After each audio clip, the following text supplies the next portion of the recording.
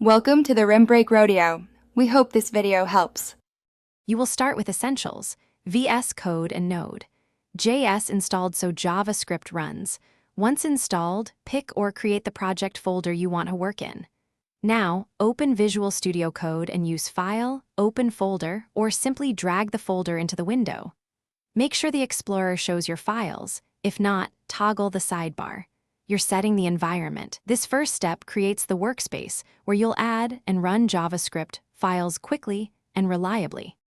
Next, create a JavaScript file. Name it index, JS or main.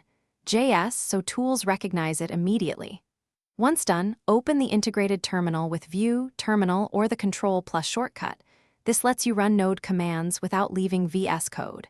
Make sure your file is saved, and install recommended extensions like ESLint and Prettier if you want linting and formatting. These extensions help catch errors early. Also check the bottom right language mode, shows JavaScript. Finally, run your script. In the terminal, type node index, JS, and press enter. Your output appears below. Alternatively, use the Run panel or the Code Runner extension for single-click execution. Make sure to save the file before running. Unsaved changes won't execute. If nothing happens, check that Node is on your path, confirm the file name and directory, and verify Node's version with Node version. If errors persist, read the terminal message. It usually tells you exactly what to fix.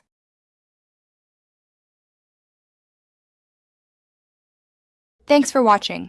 Consider subscribing if we helped you.